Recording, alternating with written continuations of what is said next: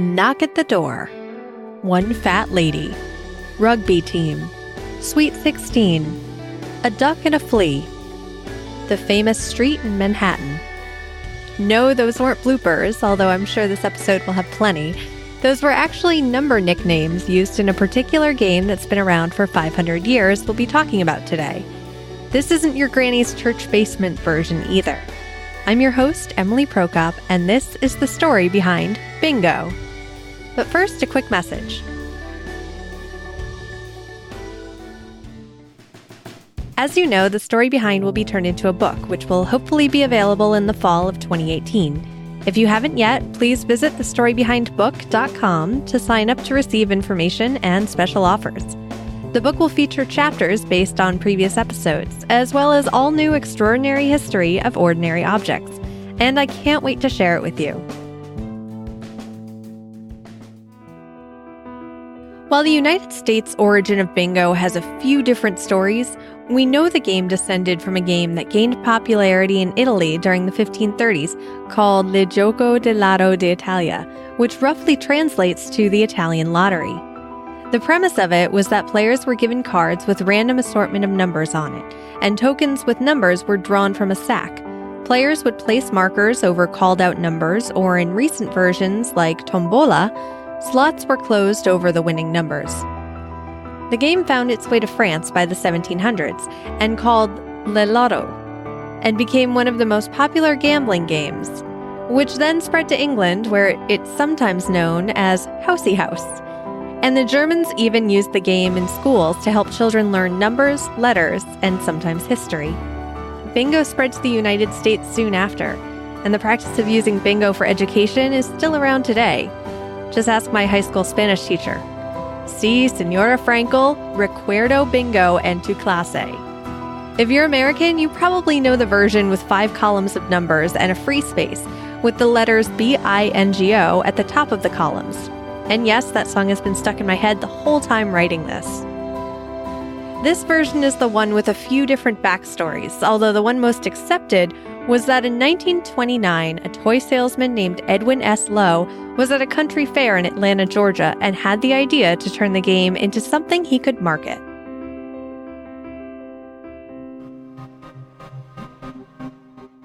At the time, the game was known as Beano because it was played with beans as markers for winning numbers called. Lowe went back to his home in Brooklyn, New York, after seeing it and made up a batch of cards, bought some cheap prizes at Woolworth's, and decided to test the game with some of his friends. Those who won the game were supposed to shout Beano when they completed a row. One of his friends in particular was so excited when she only needed one more number to win, and when she heard that number, she shouted Bingo instead. Lowe heard it and loved it.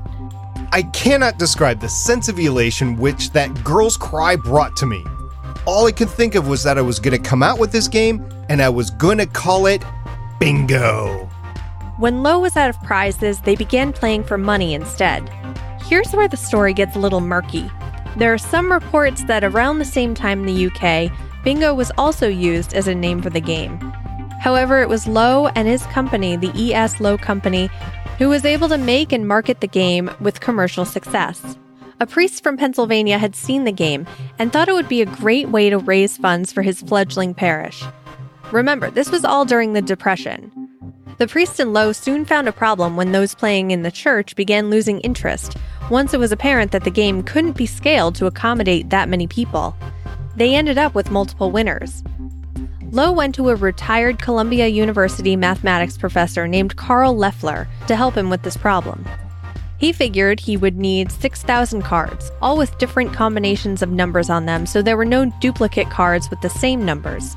As Leffler continued to make different number combinations for each card, it got increasingly harder and harder. He ended up raising his price to $100 per card by the end. Leffler soon developed mental problems after, which he blamed on the stress from creating the cards. The cards Leffler created, though, are still the basis for most bingo games now. Some games consist of numbers up to 60 and some up to 90.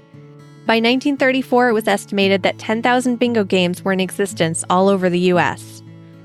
Lowe ended up selling his toy and game company to Milton Bradley in 1973. Milton Bradley picked up bingo, but also another game that Lowe was instrumental in marketing, called Yahtzee.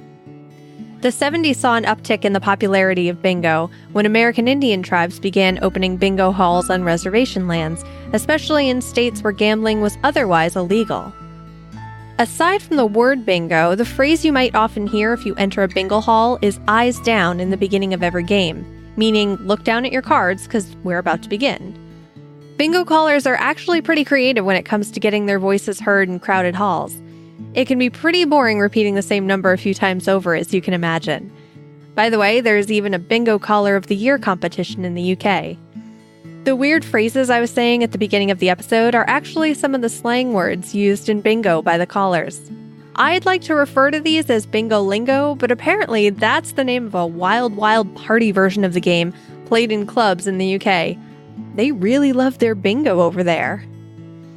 Some of the phrases used for numbers refer to the shape of the number itself, like calling a 2 a duck. Or it could be something that rhymes, like dirty knee for 33. Or even pop culture references, like Dancing Queen for 17. And some of them are just clever wordplay, like the phrase Gandhi's breakfast for the number 80, as in he ate 0. The role of Edwin S. Lowe was played by Stargate Pioneer from the GonnaGeek Network, and it was watching Better Podcasting before writing this episode with him and Stephen Jondrew that inspired this episode. So there you go, Stephen and SP. You guys saved my podcast tonight. Information for this episode was sourced from the Chicago Tribune, the New York Times, Mental Floss, and more links which can be found in the show notes at thestorybehindpodcast.com. I also wanted to give a shout out to my friend Joe, who is participating in Relay for Life this weekend. Any support listeners could give him would be much appreciated, and the link will be in the show notes for more information. This week on Trivia Tuesday in the Story Behind Facebook group, Brett said he learned that the first introduction to the fork to Western Europe was in 972 by the wife of the Holy Roman Emperor Otto II, named, and I'm going to butcher it, I just know it, Theophanos Plurina. And he went into a bit of the story behind the fork from there, including how it didn't become widespread to the rest of Europe until the 18th century. Chris learned that he could fit 2 different toolboxes made for truck beds, 2 small pressure washers, 5 different 5-gallon buckets with various tools, 83 pieces of hardy lap siding, 2 windows roughly 3x5, and a pre-hung interior door inside a 16-passenger van, which, awesome, Chris. Sounds like this was learned through personal experience. Paul shared a fact he learned on the podcast Weird With You, that George Washington died in 1799, and the first dinosaur fossil was discovered in 1824, which meant George Washington never knew dinosaurs existed. And speaking of mind-blowing, he also shared a Reddit post asking what gets weirder and weirder the more you think about it, to which one person commented that there is an uninterrupted tube going from your mouth to your anus. Since your body doesn't completely close it off, really, humans are just like giant donuts with arms and legs, meaning food never really goes in you, it just touches the walls of your inner donut until you absorb the nutrients.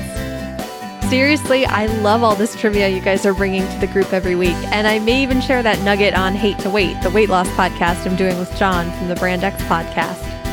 If you'd like to talk about trivia you pick up during the week and have it read on the show, join the Story Behind discussion group on Facebook. This episode was brought to you by the Story Behind executive producers who support the show through the Patreon page at patreon.com/thestorybehind. Thanks for listening.